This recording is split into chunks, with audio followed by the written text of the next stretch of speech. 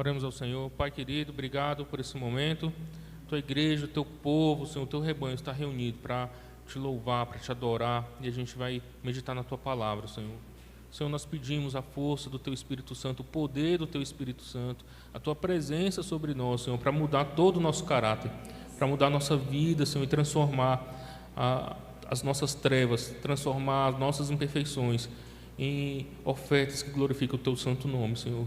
Deus, guia o nosso pensamento, guia a nossa vida por inteiro, transformada por meio da tua palavra. Seja conosco e nós oramos em nome de Jesus. Amém. Bem, meus irmãos, podem se assentar. Opa. Oi, pronto.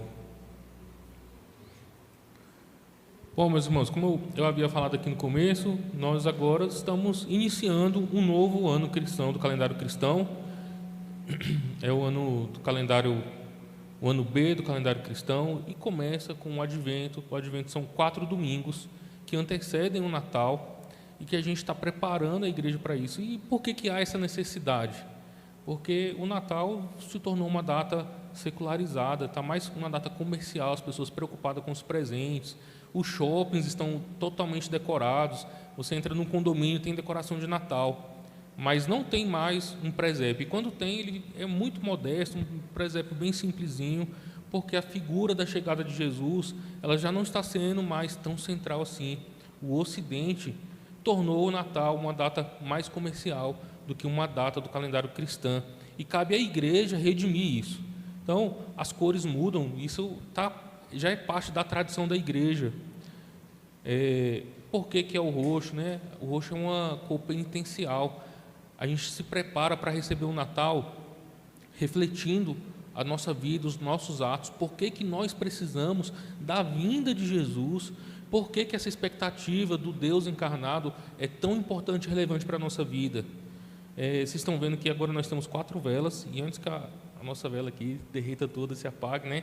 A cada domingo nós vamos acender uma vela, até que todas as velas estejam acesas no 4º domingo do Natal, do Advento, para mostrar que esse mundo que está em trevas, ele começa a receber a luz do mundo está chegando, a luz do mundo é Jesus. E a mensagem de esperança, a mensagem que nós pregamos aqui no Advento, é simbolizando que a luz está chegando, não tem trevas que possa conter o projeto de Deus, os propósitos de Deus. Então, abra o seu coração para você interiorizar isso fazer parte do seu ser, essa esperança que nós culminamos na vinda de Jesus. Essa esperança é a mesma esperança que nós devemos ter para a segunda volta de Jesus. O Natal, como a primeira vinda, só aponta para a gente que Ele voltará de uma vez por todas para reinar triunfante, gloriosamente. E vocês devem ter percebido, nos últimos domingos a gente tem pregado sobre a volta de Jesus. O calendário se inicia com a expectativa do retorno de Jesus e ele se encerra reafirmando isso: Jesus voltará. Essa tem que ser a esperança última do crente, do cristão, para esse mundo que está em trevas. Brilhou a luz é Jesus. Amém?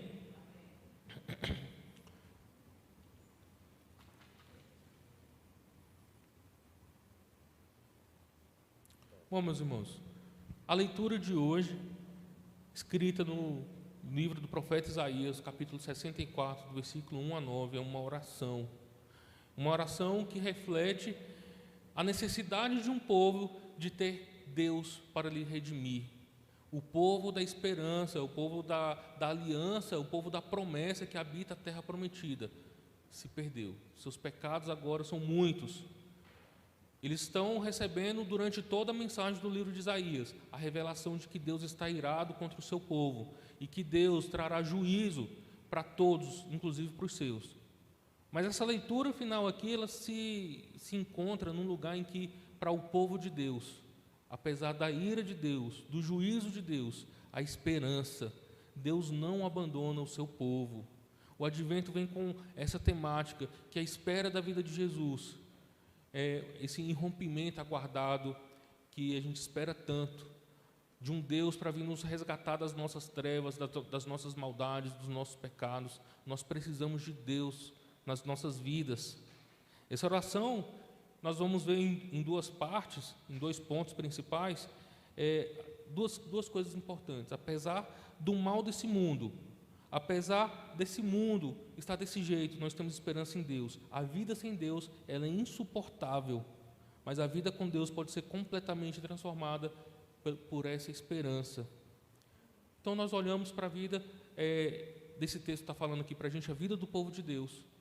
Esse povo de Deus se perdeu, está recebendo a ira de Deus, e eu queria fazer algumas leituras aqui com vocês, capítulo 1 de Isaías, para a gente poder entender melhor essa mensagem. Olha só como que o profeta abre as profecias desse livro aqui, as mensagens, os oráculos de Deus para o seu povo que se corrompeu. E olha o que Deus está falando aqui. Isaías capítulo 1, a gente vai ler aqui uma boa parte desse capítulo.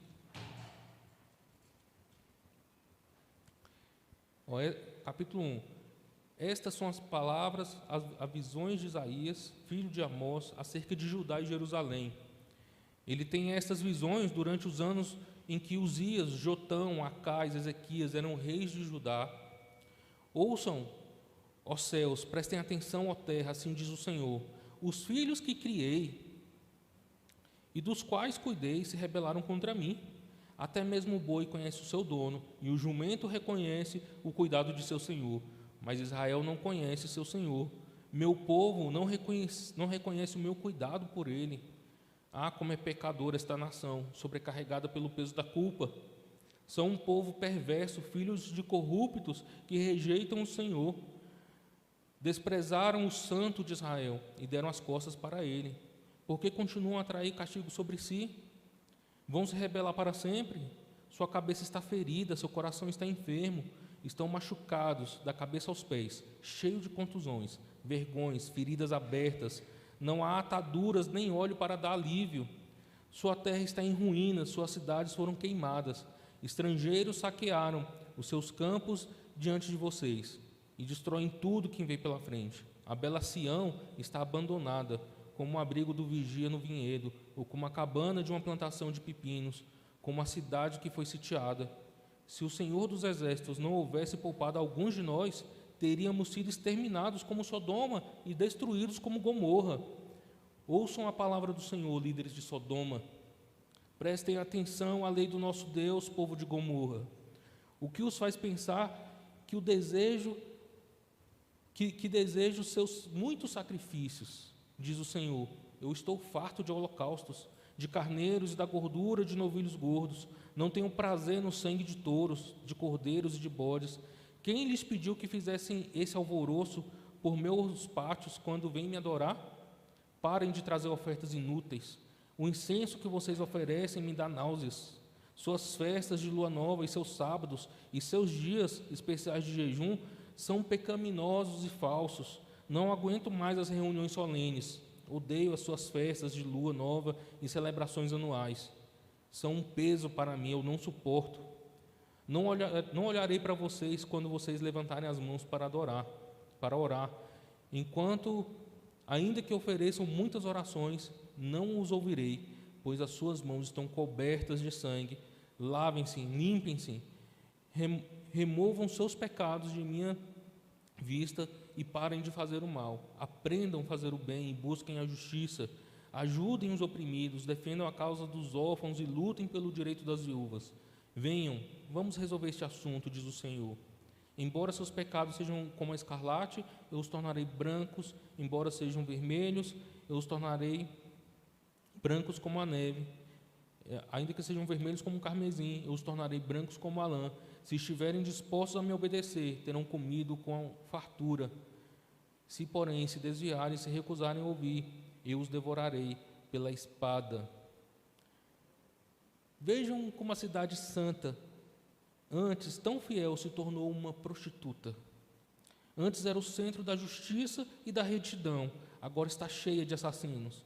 Antes era como prata, agora se tornou coisa desprezível. Antes era pura, agora é como um vinho misturado com água. Seus líderes são rebeldes, companheiros de ladrões. Todos eles amam subornos e exigem propinas, mas não defendem a causa dos órfãos, não se preocupam com o direito das viúvas. Por isso, o Senhor, o soberano Senhor dos Exércitos, o poderoso de Israel diz: eu me vingarei dos meus inimigos, darei aos meus adversários o que eles merecem.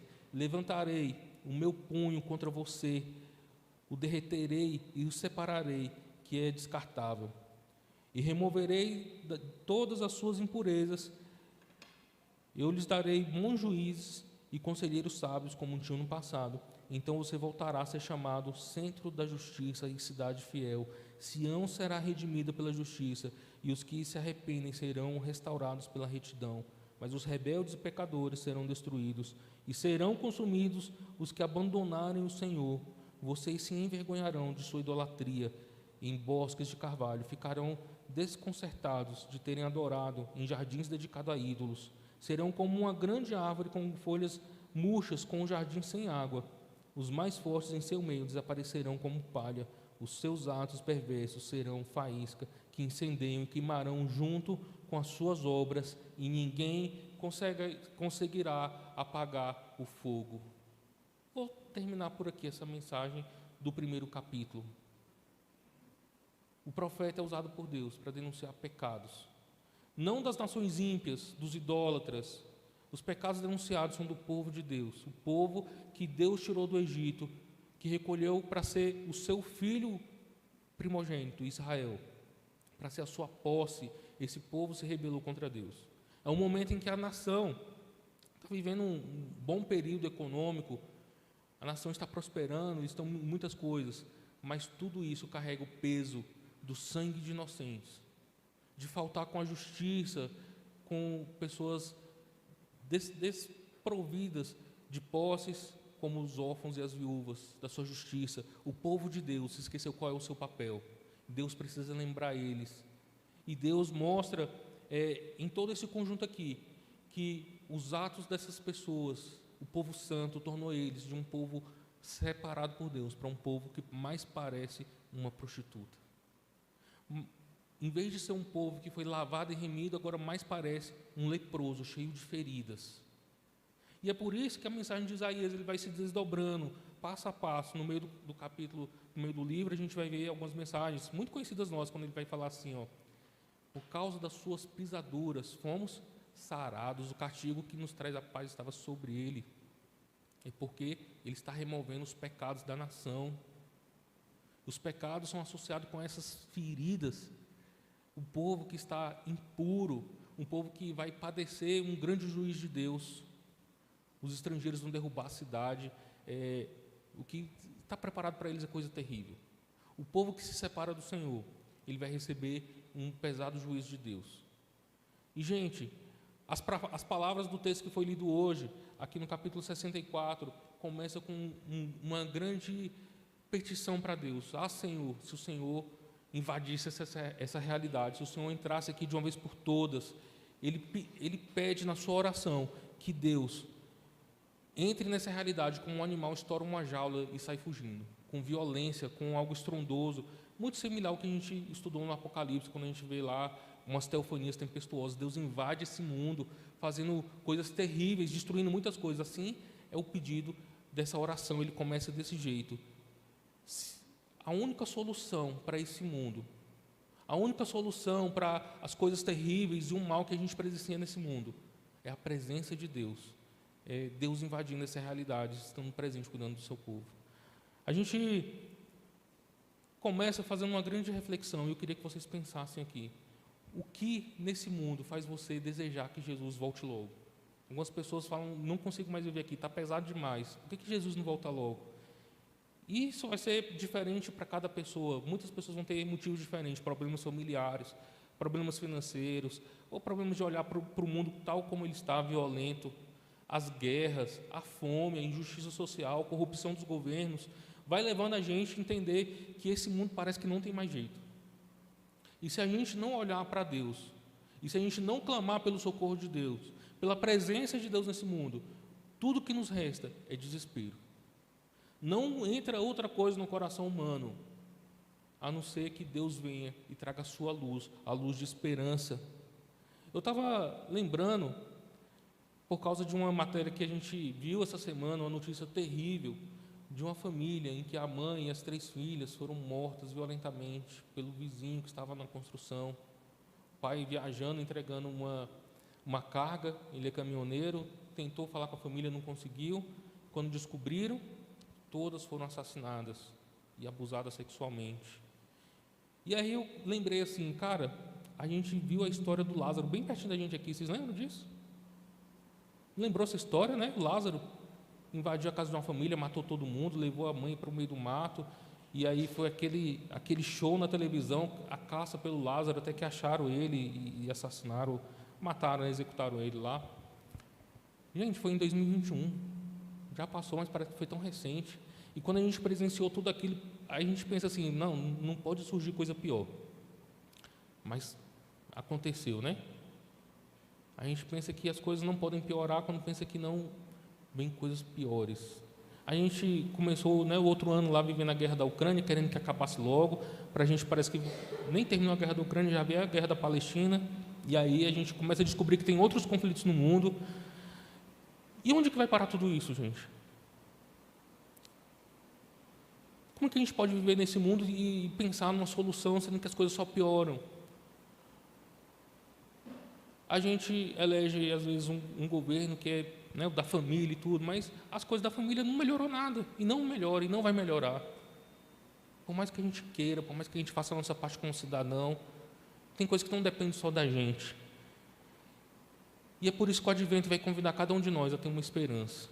Só tem uma esperança para esse mundo, é a volta de Jesus.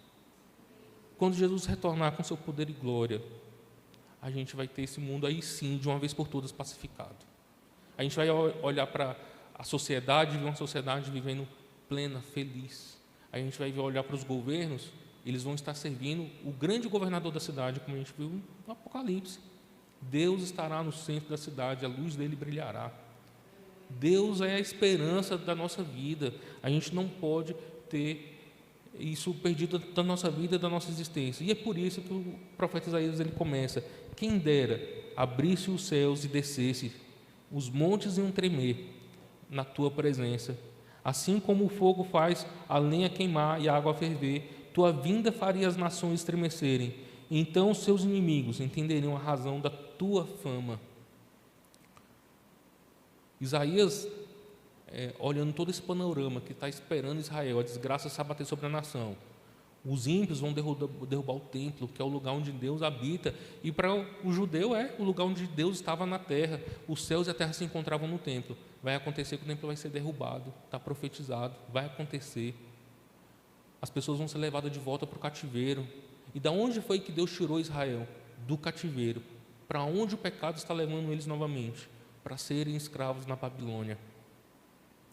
As nações que antes deveriam estar subjugadas sob o poder de Deus, servindo a Deus, e Israel como sacerdote de Deus no mundo, vão ser usados por Deus para trazer calamidade na nação. E aí o profeta vai trazer para a gente esses olhos aí. Diante de tanta desgraça, diante de tanta calamidade, do desespero e da dor, qual é a resposta que Deus tem para a minha vida e para a sua vida? É a vinda de Jesus. Quem dera os céus se abrissem e desse fim no desespero. Quem dera os céus se abrissem e desse fim na dor, desse fim na violência, desse fim na corrupção, desse fim na maldade humana entre nós. E a gente fala dessas coisas como sendo coisas que estão distantes e não que nascem de dentro de mim. Afinal de contas, né, a gente é um povo evangélico de Jesus. A gente não é tão mal assim. Mas essa oração mostra que esse povo é o povo mau, por mais que ele seja o povo da aliança. Não tem nenhum que salve, não tem nenhum sequer. Se por um lado a gente tem uma sensação profunda de desespero sobre a situação que o mundo se encontra, assim como se encontrava na mente de Isaías, por outro lado, a confiança ousada em Deus, ela é expressa e dirigida nessas palavras dessa oração. Só Deus pode intervir. E o que a gente espera é que Deus arrompe essa existência, saia dos céus e invada essa realidade de uma vez por todas para acabar com o mal. A vida sem Deus ela é insuportável. E aí é nesse tempo presente que a gente olha com esperança para a volta de Jesus, porque a vinda de Jesus pode ser esse momento em que vai transformar de uma vez por todas esse mundo, o mundo que a gente espera, que todo ser humano espera, tá? Não é só a gente cristão não, todo mundo tem uma esperança viva no seu coração de ter um mundo melhorado, às vezes por meio da política, às vezes por meio da ação social, ou por meio do trabalho duro, né? Gente, só tem uma coisa que pode redimir esse mundo de uma vez por todas, e é a volta de Jesus. A oração ela vai relacionar a expectativa de um mundo melhor com essa intrusão de Deus, esperada para lembrar as coisas do passado. O que aconteceu no passado de Israel que vai lembrar isso, quando Deus invade essa realidade com estrondos, os montes se abalando. Isso já aconteceu na Bíblia, gente. Isaías está lembrando quando esse povo era escravo, Deus tirou eles do Egito, e aos pés do Monte Sinai, Deus apareceu numa nuvem de glória, os céus estavam lá fumegantes, o monte estrondando a voz de Deus. Foi uma visão tão aterrorizante que eles falaram para Moisés: Moisés, fala para Deus não dirigir a palavra para a gente, ele fala só com você, com a gente não, porque a gente vai morrer se a gente escutar a voz de Deus. Então, essa expectativa de lembrar coisas do passado, o que aconteceu no passado, onde Deus interviu na sua vida, que você pode lembrar da presença de Deus. Um Deus que não olha para a nossa maldade, mas Ele olha para a gente, olha na obra de Jesus na cruz. E a gente pode se apegar e ter esperança que esse Deus vai estar sempre presente. Esse Deus não está fora desse mundo, porque essa oração às vezes faz a gente pensar que parece que Deus se isolou na eternidade, se isolou fora dessa realidade aqui, e a gente está relegado ao mal, que o mal está aí imperando, e por muitas vezes a gente vai olhar, parece que o mal supera o bem mesmo, parece que o mal está tendo vantagem em cima das coisas boas. A gente vai ver, por exemplo, o amor de mãe, que é o amor mais puro, né? De repente tem a mãe que mata uma criança, decepa lá o órgão dele, coloca dentro do mala e joga. Aconteceu na Samambaia, gente, aqui perto da gente. A gente vai olhar, né, assim, o que deveria ser a aliança mais profunda, a união mais profunda do ser humano, o casamento. Quantos casamentos destruídos aí? Parece que virou moda. A gente está vendo uma grande atriz famosa aqui no Brasil, Ana Hickman, passando todo esse vexame em cadeia nacional, que antes era um casal, né, só perdia para a Sandy, né? A Sandy separou, aí foi na paz. Esse não foi na paz. Gente, que coisa terrível. O casamento, que deve ser uma coisa sagrada, na pandemia não resistiu nem 45 dias as pessoas convivendo juntas ali, né? Muitos divórcios aconteceram durante a pandemia. Parece que a todo tempo o mal está avançando e ganhando espaço, e a gente não vê soluções. A gente ora, não vê as pessoas curadas. A gente ora, a gente não vê os governos se convertendo, fazendo o que é justo de verdade. A gente ora e às vezes a gente não vê, por exemplo, a nossa conta no fim do mês conseguindo pagar as contas. A gente ora e não vê tantas coisas que a gente deveria. Qual é a solução para isso tudo? É a presença de Deus nesse mundo, a invasão de Deus nesse mundo. Jesus apareceu a primeira vez, Ele invadiu essa realidade de uma forma totalmente inesperada, né? E o Natal é isso.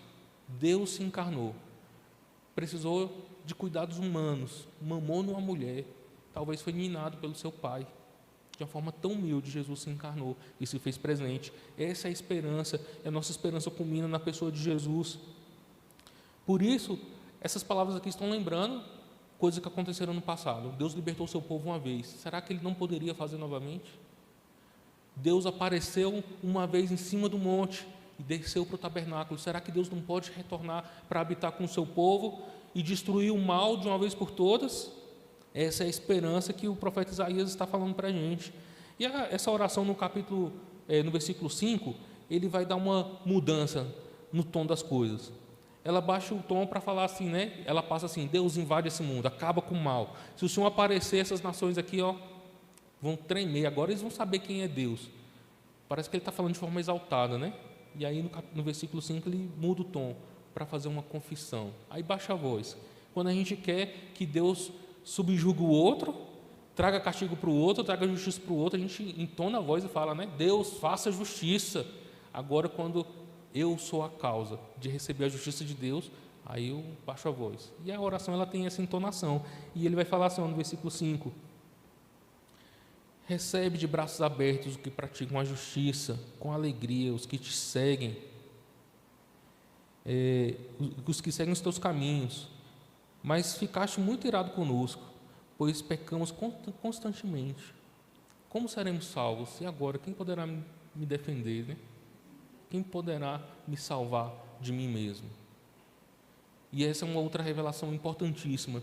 Por que esse mundo está em trevas? Porque eu estou nesse mundo. Eu sou a causa do mal que habita nesse mundo, porque eu sou pecador. O pecado que habita a minha vida, por mais que eu faça as coisas boas, sempre está tocado pela minha maldade. O texto que eu li no primeiro capítulo, Deus denuncia que vocês, né, a nação santa, agora está parecendo uma prostituta, toda purulenta, toda cheia de feridas por causa dos pecados. E por mais que a gente, essa nação, seja uma nação sacerdotal, que faça as festas, a Páscoa, a Lua Nova, leve os sacrifícios, Deus está olhando assim, gente, não quero isso não, para de encenação de palhaçada. Eu não quero que você venha aqui no culto de domingo, faça confissão só de boca para fora. Está perdendo seu tempo, não é isso que Deus quer. Eu não me agrado de falação, não me agrado, não é isso. Eu não vim aqui que você participe da Eucaristia se você não entendeu a oferta que eu faço da minha vida por você. Se você vem aqui e come só um pedacinho da hóstia mergulhado num pão, não é nem um lanche, perdeu o seu tempo. Nós somos chamados para entender que nós também somos o parte do problema desse mundo. Começa em nós, mesmo a gente sabendo que Cristo invadiu esse mundo para transformar a minha vida, por vezes a minha vida expressa o meu lado caído. Eu uso palavras que destroem a vida de outras pessoas. Às vezes eu recolho a mão para não fazer o que é bom. E por vezes eu tenho intenção má sobre as pessoas, de fazer maldade, de denegrir pessoas, de difamar pessoas. A Bíblia fala que mesmo se a gente podendo fazer o bem não se faz, se omitir de fazer o bem já é um mal. Dietrich Bonhoeffer fala assim que o silêncio diante do mal é o próprio mal. Quando a gente vê o mal sendo feito e não denuncia, a gente também comete o mal. E a nossa confissão mostra isso, né? A gente peca de muitas formas. Se a gente for falar todos os nossos pecados, a gente nunca vai conseguir enumerar todos. E a gente faz um panorama geral, né? Quando a gente peca por omissão, por atitude ativa, de várias maneiras, o Senhor nos perdoa. O versículo 5 vai lembrar dessa entonação aqui. Agora, a voz que pede justiça abaixa para falar: eu sou parte desse mal no mundo. Vem de mim também. E a gente precisa sim entender como parte do problema desse mundo. Jesus precisa intervir, porque eu estou nesse mundo, porque eu e você temos também esse lado caído. Uma criancinha, essa semana eu estava conversando com um amigo, né? E aí ele foi chamado a atenção pelo líder dele lá, que ele falou que todo mundo é pecador, até as crianças. E ele falou assim: olha, eu não posso dar provas dessa criança cometendo pecado, mas a Bíblia fala que ele também é pecador. E mesmo assim, uma criancinha, quando vai meter o dedo na tomadinha lá, né, e nem anda, só engatia, ele olha para o pai, porque ele sabe que vai ser repreendido, entende que está fazendo mal. O colega meu do banco, ele é um católico assim, não praticante tanto, ele mandou uma mensagem para mim esses dias, aí botou assim, um poeta falando que se todas as crianças fossem deixadas do jeito que elas são, sem precisar mudar a cabeça delas, o mundo só teria poetas. Aí eu falei assim: mas a Bíblia fala o contrário. A Bíblia fala que no coração da criança já tem a maldade, e a gente tem que corrigir elas desde criança. E é isso, gente. A natureza caída de Adão faz parte da nossa vida, e é por isso que esse mundo está desse jeito, e só vai piorar até que Jesus invada esse mundo novamente. A solução é a volta de Jesus. Nós devemos olhar para isso. Como que esse texto revelou para a gente o nosso lado caído? Ele usa duas imagens aqui para a gente, tá bom? Um pano imundo. E esse é um texto bem que a gente fala assim, né? Toda justiça é como um trapo de imundícia. O que está querendo dizer? Lá no começo do livro, nós somos os leprosos, cheios de feridas purulentas, e não tem ataduras que coloquem lá que vá sarar isso tudo, nem amenizar.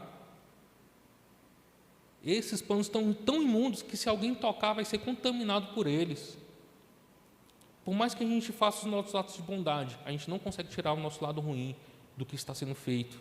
A gente continua sendo mal. E nós não somos pessoas boas que estão fazendo coisas boas. Nós somos pessoas más. É o que nós somos. Nós somos mal, gente. Se você tiver que, por exemplo, assim, né? Pensa naquele seu pecadinho de estimação. Se alguém depender da vida dele para você parar com o seu pecadinho, ela vai morrer. Vai morrer, gente. A gente não consegue. Tá bom? A gente precisa de Deus, do perdão de Deus, da intervenção de Deus na nossa vida. É Jesus transformando. Por mais que a gente ainda entenda que Jesus venceu todos os nossos adversários, nós ainda temos que lutar contra o nosso pecado. Faz parte da nossa luta, da nossa existência, até o dia da segunda volta de Jesus. Aí sim, de uma vez por todas. Quem estudou Apocalipse vai lembrar aí, né? Tem um lago de fogo preparado para o diabo, seus anjos, a morte, nunca mais. Aí sim, nunca mais. É por isso que esse dia ele tem que ser aguardado. Um trapo de imundícia também, de alguém que está indo em direção a Deus, pedindo a sua intervenção, vai lançar luz para a gente sobre que Deus não está sendo enganado. Deus sabe com quem que Ele está mexendo. O profeta aqui não está fazendo uma oração falando assim: Senhor, perdoa porque nunca mais eu vou fazer. Ele está falando assim: eu sou isso e eu preciso do Senhor. Eu sou essa pessoa que tem feridas abertas, que o mal vai exalando através de mim e que eu preciso da sua intervenção. Deus é imune ao nosso mal. Ele não vai se contaminar com as nossas impurezas. Esse texto vai lembrar para a gente que não tem um bem tão puro sequer na nossa vida, mas não existe nada tão impuro que Deus possa tocar e ser contaminado. Deus continua puro e Deus continua poderoso, apesar de nós mesmos. E é por isso que a gente tem que colocar nossa esperança em Jesus, porque hoje muitas pessoas estão colocando a esperança em tantas coisas, e talvez até a mudança da sua vida numa terapia. Não estou dizendo nada contra a terapia, já até fiz, mas isso não resolve o problema de quem eu sou, porque isso se chama um problema de pecado. Eu tive uma conversa importante outro dia com uma amiga minha, e ela vai na terapia tentar resolver o problema dela com Deus, porque ela não consegue conceber Deus como um pai. Ela teve problemas com a paternidade dela. E falou assim: olha, é a mesma coisa de você estar pedindo para um mecânico resolver um problema de dor de cabeça. Isso é um problema de fé, é um problema que a teologia vai destrinchar para a gente, a psicologia vai entender as suas dinâmicas de pensamento, algumas coisas da sua vida, mas ela não vai atender a demanda última da sua vida. O seu problema é Jesus, você tem que se entregar de uma vez por todas, e não tem negociação. Jesus não aceita parte da sua vida, Jesus aceita você inteiro, e Ele exige tudo da sua vida, mesmo sendo ferido, purulento, do jeito que você está. Essa é a nossa esperança, a esperança do retorno de Jesus. E a outra imagem que é usada aqui são de folhas secas desbotadas. O que acontece, gente? Cai a folha de uma árvore, temos aqui um jardim bonito, tem uma mangueira aqui do lado. O que acontece com as folhas que caem ali? Você leva para casa para decorar a sua casa?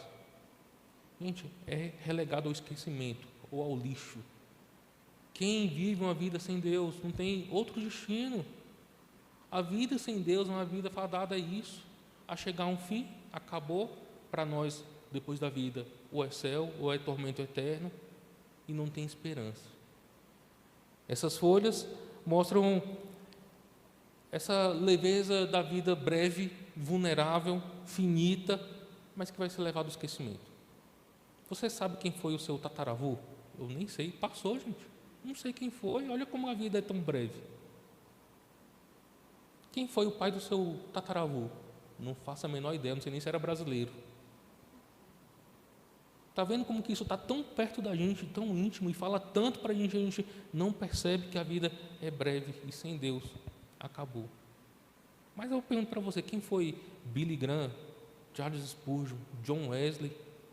Pessoas que receberam essa vida de Deus e são lembradas porque Deus usou a vida deles como instrumento para trazer algo novo na vida de outras pessoas, para edificar a igreja, para edificar pessoas, e a voz deles ecoa para a gente até hoje. E até a volta de Jesus vai continuar falando. A voz da esperança, a voz da renovação. Bom, se a gente pode separar esse texto em dois blocos, do versículo 1 até o versículo 4, a gente vê Israel esperando a vinda do Senhor de forma insistente. E do versículo 5 até o versículo 7, Israel dá uma ampla razão pelo qual Deus não pode e não entrará em tamanha impureza. Se a gente precisa que Deus volte, a gente sabe os porquês desse mundo, do sofrimento, da dor, a gente entende assim, por que Deus não vai se envolver com tanta coisa. Deus é um Deus santo, e se envolver com a gente, é se envolver com a impureza, com uma sujeira, com algo contaminante. Talvez essa comunidade desse profeta aqui entendeu a gravidade dos erros desse povo, e é por isso que Deus abandonou o seu templo, e é por isso que a nação foi relegada para os seus adversários. Parece que Deus virou as costas, parece que Deus se isolou na eternidade e não quer mais saber da gente. Aliás, as primeiras palavras falou isso: não orem, quando vocês orarem para mim eu vou virar os olhos, não quero nem escutar. Não entreguem as ofertas de vocês, eu não aceito, eu não quero saber de bajulação. E é terrível a gente pensar dessa maneira, um Deus que não escuta as orações. Porque o evangelho triunfalista de hoje só vai falar assim que Deus vai fazer, que Deus vai acontecer. Você pode determinar, você pode decretar, Não é isso que a palavra está revelando para a gente. O versículo 4, ele vai lembrar para a gente assim, uma doxologia, e é um versículo que eu gosto muito. Olha só, gente, que coisa maravilhosa. Porque desde que o mundo começou, desde sempre, nenhum ouvido ouviu e nenhum olho viu um Deus semelhante a ti, que trabalha em favor dos que nele esperam. A confiança em Deus não é uma confiança vã e vazia, não é uma confiança nos ídolos do mundo, é uma confiança viva, que foi testemunhada durante muitos anos, um testemunho que as nações pagãs puderam ver o Egito sendo derrotado e humilhado pelo Deus Yahvé, o Deus da aliança. As nações do mundo puderam ver Golias sendo morto por uma pedra no meio da sua testa. As nações do mundo puderam ver o rei Salomão, toda a sua glória, levantado por Deus. As nações do mundo puderam ver Deus salvando Israel várias e várias vezes. E que Deus é esse? É um Deus incomparável. A nossa esperança está num Deus que sempre trabalhou em favor daqueles que esperam nele. Deus não joga fora a nossa esperança, Deus não joga fora a nossa dedicação para Ele. E por mais que a gente seja essas pessoas impuras, que não tem atadura, que consiga dar conta das nossas feridas, esse é um Deus que trabalha em favor daqueles que esperam nele, que tem esperança nele. E essa é a nossa esperança.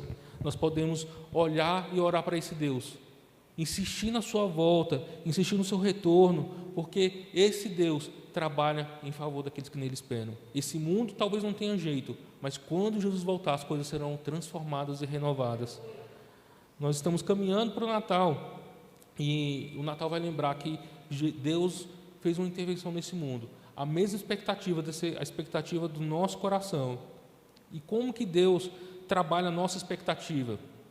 A gente também tem duas imagens aqui importantes para poder falar, porque Israel, agora em sua oração, fala que Javé pode superar essas coisas, esses problemas. Javé pode olhar para a nossa situação, a nossa impureza, e lembrar de coisas importantes. Primeiro, Senhor, Tu és o nosso Pai. Como é que a gente se relaciona com Deus? Deus, eu sou assim, mas o Senhor é meu Pai. Olha para mim como o Senhor se declarou, como sendo aquele que cuida da gente, cuidados paternais. A outra visão é: o Senhor é o oleiro, e essa é uma visão majestosa, porque o barro por si só, ele assume a forma do que está ali no momento. Se ele está no chão, ele fica lá no chão, se está dentro de uma caixa, ele fica quadradinho. Mas o oleiro, ele começa a dar forma no barro. O barro não tem vontade própria, e Deus é o Deus que dá forma ao seu povo, para que o seu povo seja aquilo que Ele quer. Apesar de toda a resistência desse barro, o oleiro tem mãos fortes que vai trabalhar a vida desse povo, para que o povo seja a obra das suas mãos. E é isso que o texto fala para a gente. Deus, olha para a gente, porque o Senhor é o nosso Pai, porque o Senhor é um oleiro que dá forma, e porque a gente é a obra das tuas mãos. Deus não é um artista que a gente vê assim, um artista contemporâneo, joga uma tinta na parede, opa, obra de arte. Deus é um artista daqueles mais clássicos que trabalha os detalhes, as minúcias, e Ele não para até que o esboço esteja pronto, uma obra de arte totalmente acabada perfeitamente, né? A gente olha para as obras de Michelangelo, né? A estátua lá de Davi, que perfeição! A estátua está parada, mas a gente vê movimentos naquilo, né? Deus é um artista muito melhor, dá forma ao seu povo. A gente pode olhar para o povo de Deus e ver uma obra de arte, obra das mãos de Deus. E nessas duas imagens do pai e do oleiro, Israel afirma: Senhor, o Senhor nos criou, o Senhor nos possuiu, e o Senhor é responsável por nós pertencemos ao Senhor.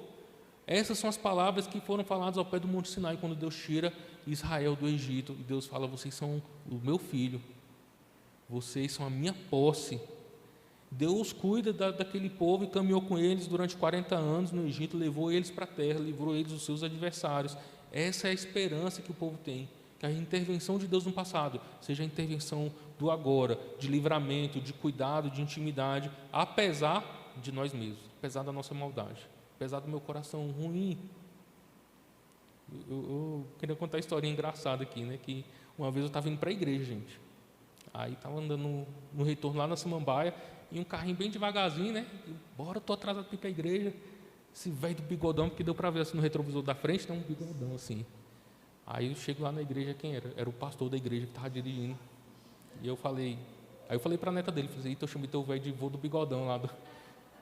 Aí ela falou assim, e aí toda vez que acontece essas coisas, ele fala assim, para ir para o inferno não tem pressa não, né? Eu, tome, tá vendo? Gente, estou indo para a igreja ofendendo uma pessoa. Tá vendo como que a gente é mal? Gente, é desse jeito mesmo. A gente não precisa esconder a nossa maldade não, você não é bonzinho não tem nenhum bonzinho. Quando a gente dirige a voz para Deus, está cheio de pecado junto, está cheio de sujeira junto. Deus concede as bênçãos dele para a gente, e é como se a gente tivesse acabado de mexer no esgoto e vai pegar num buquê de rosas. Essa é a nossa realidade.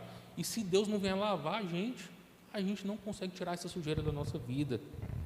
A gente precisa ter o coração moldado para esperar a intervenção de Deus de uma vez por todas. Por meio de Jesus, Ele concede a gente essa graça de ser feitos filhos de Deus novamente, não só criaturas. Concedeu a gente a dádiva do Espírito Santo para preservar a nossa vida, enquanto a gente ainda está lutando aqui com o mal nesse mundo. E pelo poder do Espírito Santo, como a gente fala aqui todo domingo, né, na nossa despedida, a gente vai para ser bênção nesse mundo, para ser a imagem e semelhança de Deus, porque Deus é o nosso Pai, nós somos dele, Ele nos criou, nós somos a posse dele e Ele é responsável por nós.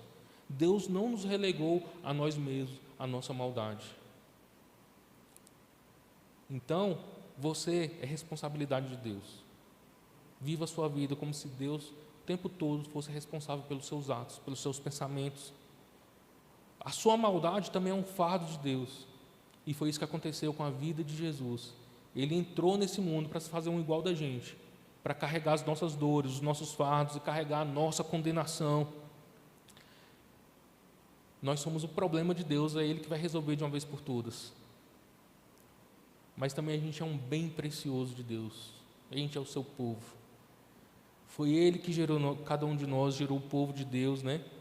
Ele é quem deu forma à sua igreja. Nós nos reunimos aqui hoje não porque a gente é como uma torcida do Flamengo, que tem coisas em comuns. É porque Deus resgatou cada um de nós diferentes em nossa maldade, para poder juntos estarmos aqui adorando o Senhor, elevando a nossa fé, a nossa adoração, entoando os nossos cânticos. É porque Deus transformou a nossa vida, apesar de nós mesmos, que nós nos reunimos aqui. Ele é quem dá forma à sua igreja. E essas imagens todas afirmam que Israel ele tem direito a Deus, porque ela é posse de Deus. Afirma também que Deus tem obrigação com Israel. E resiste qualquer noção de que Deus, Ele, né, assim, que eu falei que Deus sabe com quem está mexendo. Ele entende que tem perigos de envolver com pessoas que estão contaminadas, mas esse Deus não tem perigo nenhum. Esse é um Deus soberano, é um Deus que a mulher do fluxo de sangue toca e ela é quem é purificada. Nada pode tornar o nosso Deus um Deus impuro. Bom, caminhando para o fim, o versículo 8 vai dizer assim para a gente, ó: apesar de tudo, ó Senhor, és nosso Pai, nós somos o barro e Tu és o oleiro, somos formados pela Tua mão, não te ires terrivelmente. Não te ires tanto conosco, Senhor, e não te lembres para sempre dos nossos pecados. Pedimos que olhes para nós e veja que somos o Teu povo.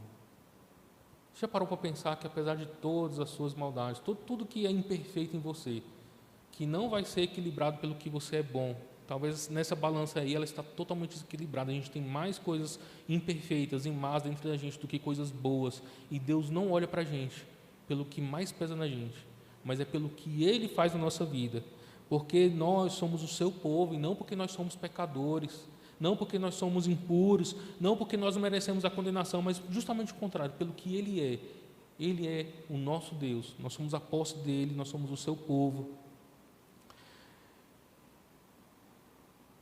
Não use contra nós isso para sempre, mas se lembre, Senhor, Deus, em algum momento se lembre que nós somos o seu povo. Não precisa olhar para sempre que nós somos pecadores e que nós merecemos a condenação eterna.